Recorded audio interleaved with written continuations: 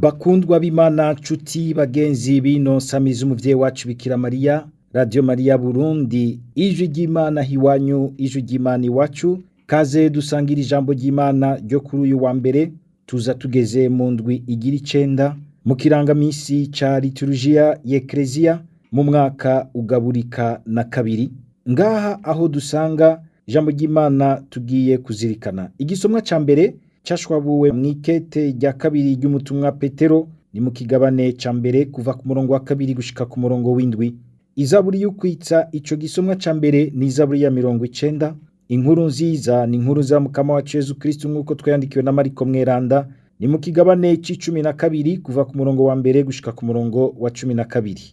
Muze rero dutege yompi Umukama atuyagire muri bino bisomwa vyose tugiye gushikirizwa. Yaga Mukama, umusavyi wawe aguteze yompi. Ivyo dusoma mw'ibaruwa rya kabiri ry'umutumwa Petero.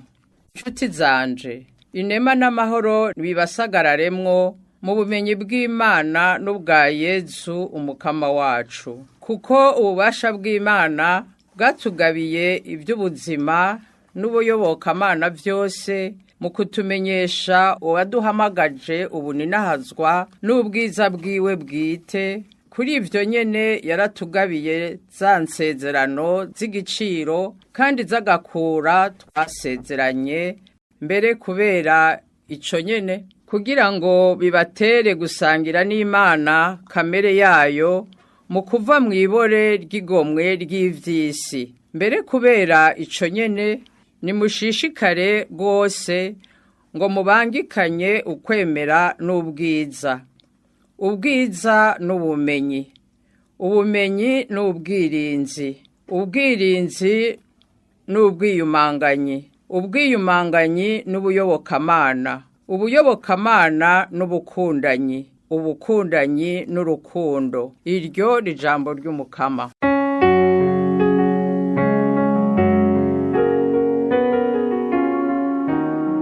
Mana yanje ni wewe nizeye, Mana yanje ni wewe nizeye. Iyo nkingiwe n'inkinzo y'uhangamye mw'ijuru, nkibera mw'irebe ry'ushobora vyose, nibuka Umukama ari we mahungiro n'amirukiro yanje, Imana yanje nizeye.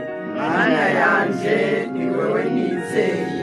Nzomukimbagiza ko yanyishimikije, nzomukuza ko atiyobagije izina ryanje, aranyakura nkamwitaba mu marushwa sindamwumvirira. Mana yanje ni wewe nizeye. Ndamuruhura nkamuninahaza, nzomuha kuramba, nzomuhishurira urukiza rwanje. Mana yanje ni wewe nizeye.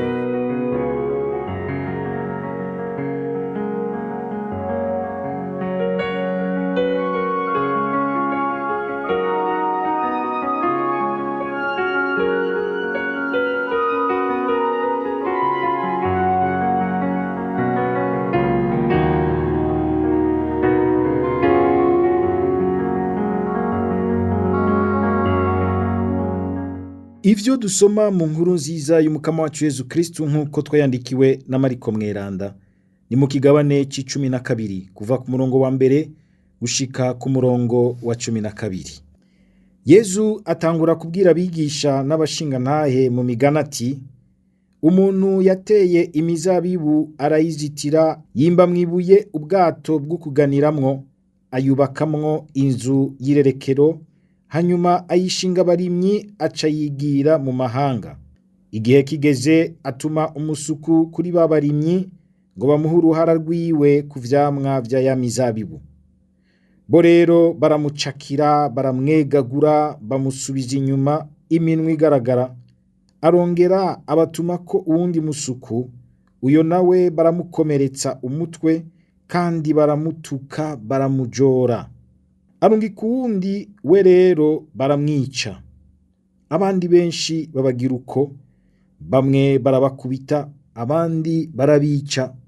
Yarasigaranye umuhungu, umwana wiwe yakunda cane, niwe yabarungikiye kubw'imperuka yibwira ati, nawe umwananje baza kumusonera. Ariko babarimyi bamubonye baryana kara bati, nguyu samuragwa. nimuze tumwice, iragi rizoba iryacu. Baramufata baramwica, bamurenza uruzitiro rw'imizabibu. None nyene umuzabibu azogira ate? Azoza atikize abo barimyi, imizabibu nayo ayishinga abandi. Mbe ntimwasomye hantu mu gitabo ceranda ngo ibuye abubatsi bari bataye niryo ryabaye iteranirizo ry'inzu?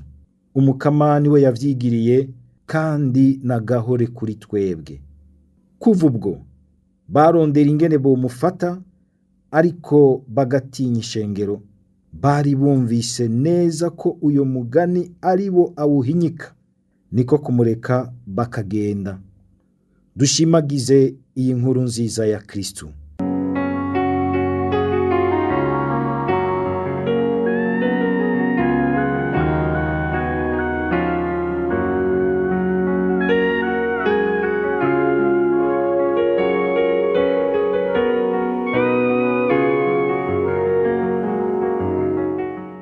Bavukanye beza b'Imana, mu gisomwa ca mbere turi mu ntango y'ikete rya kabiri ry'umutumwa Petero. Ikete muri make yandikiye abakristo kugira ngo abafashe kuzigama muri bo ubutungane bw'Imana, kugira ngo koko bashobore kubaho nk'abantu bari mu buyobokamana bw'ukuri. Arabatumirira rero kuzigama muri bo inema y'Imana biciye mu mayira abiri. Inzira ya mbere niyo guhunga no kugwanya ibore n'imungwe rinyegeje mu vyipfuzo n'umunoho w'ivyisi. Inzira ya kabiri niyo kumenya kureka tugakuza ubuzima bushingiye ku ngeso nziza zikomoka mu ijambo ry'Imana. Muri iri jambo rero twohakura inyigisho ihambaye rwose k'ubuzima bw'umuntu, ubuyobokamana bw'ukuri, ukunywana n'Imana bishitse, ko ari ubuzima buguma bugenda bukura biciye mu kugerageza kuzigama inema y'Imana mu mukama wacu Yezu Kristo. Ivyo navyo bikumvikana muri twebwe nk'intambara dutegerezwa kugwana mu nema y'Imana ngo dukuze muri twebwe ingeso nziza zikomoka mu ijambo ry'Imana, zihuye zijanye koko n'ijambo ry'Imana. Ubuzima bushingiye ku ngeso nziza bwama bumeze nk'icamwa koko c'ukwihatira no kwinanatira kugwanya impengamiro runturuntu imwe usanga umenga irakwegwakwegwa n'ivyipfuzo n'umunoho n'imundwe ry'ivyisi, bikaremera umutima, bigahuma umuzirikanyi, bikica inema y'Imana muri twebwe ntiyigere ikura. Adutumira rero kureka ngo inema y'Imana ikure muri twebwe mu buzima koko bw'umuzirikanyi mwiza, ubwenge bumurikiwe n'umutima ugororotse, kugira ngo koko inema y'Imana ironka ishinga imizi. Uyu munsi ntivyoroshe kwizigama mu nema y'Imana mu mutima wacu no muzirikanyi wacu, mu guhunga ibore ryose n'imungwe rizanana mu vyipfuzo vy'isi vyadukanwa na vyinshi mu buzima bwacu.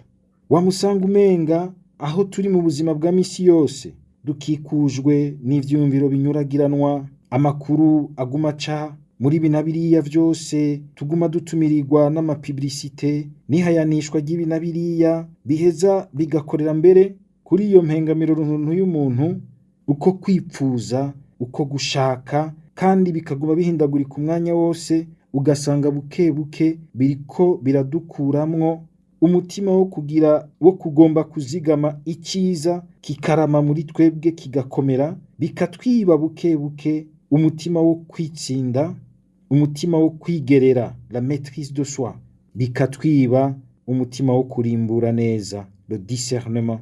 Ariko tugabe rwose, si ukuvuga yuko ivyo vyuma vyose vyo gutumatumanako amakuru n'ico biduha ko vyose ari bibi, ariko tugatumirirwa kumenya kurimbura neza, gushishoza neza, kugira ngo umuntu ntasange yakurikiye vyose, yamiraguye vyose nk'intama, akamenya kubicisha ku kayungiro ko kuzirikana ikiroranye n'ikibereye imbere y'Imana, akazigama ivyiza, ibibi binyegejemwo umwambiro mubi w'inabi agashiburira kure, kugira ngo ntasange vyose yavyakiriye nk'utuganuke twiza, ubona ko yabihinyanyuwe mu bwiza bwinshi bw'ivyo dushikirizwa, ariko usanga bitekeyemwo ubumara. Umuntu koko ari mu buyobokamana bw'ukuri ntategerezwa guca akurikira vyose gutyo amiragura vyose. Oya, arazi neza ko ategerezwa kugendera ku co Imana ishaka. Bikamufasha rero kumenya gusobanura ivyo vyose bihinyitsemwo binyegejemwo ibimukwega kwegera kure y'Imana bikica inema y'Imana muri we. Bidutumira rero kwama tugavye kumenya ubwa mbere kuraba ivyo turabamwo twumviriza muri ayo makuru anyuragiranwa, muri ivyo vyose duhabwa vy'inyigisho, ivy'imigambwe, amaideoloji yose mu vy'ikibano, muri binabiya vyose biguma bica mu matelefone hirya no hino bigahanwa, bica mu mihora yose, bica mu maradiyo, bica n'ahandi hose. Umuntu akaraba ivyo bamuhaye ivyo ari vyo, akabiyungurura mu rukundo afitiye Kristu, akongera kandi agategerezwa kugaba ku rugero abirabirako, avyumvirizako, bizananako. Hari abantu usanga umenga barafashwe muri ivyo, umwanya wose biguma ari ivyo, ugaca usanga bukebuke vyaratwaye umuzirikanyi wo gusobanura neza, vyaratwaye inguvu zo gushobora kwanka gushira iyo bishize no gushobora gushira iyo Imana ishaka. Akagira umuzirikanyi uremerewe, akumva umenga ivy'Imana bisigaye umenga nta kanovera bifise muri we, nta kanyamuneza bikimuha. Aha rero tugabe, turategerezwa na cane cane kugaba kuri ibi bintu bikurikira tubona: ivyo vyiyumviro, ivyo vyipfuzo, iryo mungwe n'uwo munoho bikunze gufatirako. Ubwa mbere n'amafaranga, ubwa kabiri n'umwambiro, akaboregwe k'umwambiro tuyoga turenze urugero. Ubwa gatatu hariho ibintu vy'akaryohera mubiri. Uyu munsi bikaza mu buryo buhinyitse, muragenda murabe kenshi muri ivyo bita les réseaux sociaux, nivyo usanga abantu baraba cane kandi abantu ivyo bakorerako gose. Mbere ugashobora gusanga n'ibindi bitari vy'akaryohera mubiri kugira ngo abantu bavyugure babirabe, naho babivuga ibindi bintu babanza kubishirako ishusho y'ivyo abantu bari mu vy'akaryohera mubiri kugira ngo abantu bahuke kuvyugurura, baronke amajeme, amasabone nk'uko bamwe babivuga, baronke mbere bahakure n'amafaranga kuko biba vyarabwe n'abantu benshi. Si ivyo gusa, hariho n'ibindi bintu vy'ubukuru, ivyo kugomba kuganza ku bandi, arivyo bivyara injyane muri aba bantu bose banyuragiranwa mu vyo guterana udukokora mu kurondera ibibanza, mu kwinjira mu mugambwe atakindi kibajanye atari kurondera ubukuru no kurya. Ntitwibagire rero kandi na smartphone, telefone. Umwe wese agomba ya telefone imwe izana amasanamu avuga abona, mugabo ugasanga ntitumenye kuyikoresha neza, tugasanga turiko tuyironderamwo ibitwica. Ivyo vyama biri ngaho bigasuka ivyipfuzo vyinshi muri twebwe, inguvu zavyo umuntu atamenye kuzibanga. Naho yoba ari umupasitori, umupatiri wihaye Imana, arashobora kononekariramwo, agasanga ubuzima bwiwe buriko buramungwa n'ivyo ahanwa n'ivyo vyipfuzo, ivyo vyiyumviro runtu biteba bikamwugarana muri we, bikaza birica inema y'Imana. Ugasanga umuntu yagiriyemwo biza bukebuke, ariko ugasanga biraho vyamaze gucumbika. Tugabe dusenge ngo Umukama aduhe kuguma turi abantu bahagaze, abantu b'umuzirikanyi ukeye kandi ukanura, badasanga bariko barakwegwa n'ivyiyumviro n'ivyipfuzo vy'urupfu bihinyitse, ariko biriko birinjira bimunga ubuzima.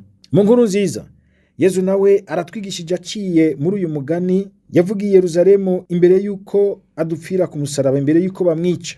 Nakaguhe yaravuniye na cane cane abantu bari baza bamaze gufata ingingo yo kumwica mu mitima yabo. Arabazi, arababona neza, babona umenga n'umuntu asanzwe, binyegeje mu kindi kigwi c'abantu baza kumwumviriza bamukurikira, ariko baramaze gufata ingingo yo kumuzimanganya. Mbe none jeho igihe ndi mu vy'Imana, igihe ngenda aho abandi bakoraniye mu muryango w'abakristu, muri ekleziya, igihe nja mu bisabisho canke ndi mu vy'Imana, ubwo vy'ukuri nshaka iki mu mutima wanje? Ubwo naho nihishije mu bandi, ariko ntwaye mbundikiye muri jewe ivyiyumviro bibi vyo kugira nabi. Muri ico kigwi c'abantu uyu munsi bose bavuga Yezu, bavuga ivy'ukuri nahaza, ugusenga rwose, imigisha n'imihezagiro, jewe vy'ukuri ndiko nkoreshwa n'iki mu mutima wanje, mu bwenge bwanje? Yezu akoresheje iyo mvugo nshushanyo y'umuzabibu. Iyo mvugo nshushanyo yarizwi gose muri Israeli. Umuzabibu ni Israeli. Ibi vyose yavuze vy'uruzitiro, vy'ukwimba ubwato, bigaragaza umwitwararika Imana yari ifitiye umuzabibu wayo kugira ngo ukoregwe neza, arico gihugu cayo, ngo gishobore gutanga ivyamwa vyiza Imana icitezeko, na cane cane abanyene bari barongoye igihugu c'Imana. Umukama abitezeko ivyamwa vyiza, ariko bano abarongoye igihugu c'Imana bashimye kwihagira umuzabibu, babanje kwica abo Umukama yagiye arabarungikira, barawugabangana bawugira gwabo, barawihagira, bishe mbere Samuragwa wa nyene umuzabibu. Igitangaje na cane cane ni ingene nyene umurima aguma barungikira abantu benshi, ariko bamwe bakabica abandi bakabajora. Mu kwihangana kw'Imana, Imana mu rukundo rwayo ikarindira rwose umuntu gushika ku kanyuma, kugira ngo atebe akanguka, ngo yumve abone urukundo rwose, imbabazi zose Imana imugirira mu rugendo rw'ubuzima bwiwe. Bavukanyi, imigani beniyi natwe ntirengane nk'uko umenga twaramenyereye kuyumva, ariko idukangura aho tugeze, ikangura umuzirikanyi wacu, umutima wacu n'ugushaka kwacu, twibaze ikitugenza koko mu mutima imbere y'Imana, kuko Imana bugira natuzi gusumba nuko twiyizi. Ntidupfisha ubusa ukwihangana kw'Imana mu rugendo rw'ubuzima Imana ikidutije hano ku isi. Imana iratwiteze ko ivyamwa vy'ingeso nziza nk'uko twabizirikanye mu gisomwa ca mbere. Dusabe Umukama n'ubundi kugira ngo nitwigere dupfisha ubusa uyu mwanya mwiza w'ubuzima Imana ibiduhaye guca muri ino si, ngo twinanatire kugamburuka ijambo ryiwe, tube mu kumuyobokera mu kuri bishitse uko tubishobora kose.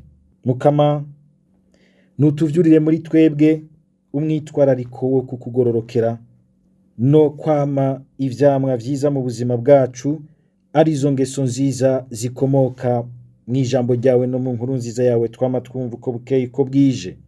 Ntukunde Mukama ngo ubuzima bwacu burindimukire mu mpengamiro runturuntu yuzuye ivyipfuzo, ubushakanyi n'ayandi mabi azingamika imitima yacu, akica inema yawe, ubuzima bwawe muri twebwe. Dukingire umunoho w'ivy'isi, ahubwo uduhe guhurumbira inema yawe no kwizigama muri twebwe. Amen. Kw'izina rya Data n'irya Mwana n'irya Mutima Mweranda. Amen.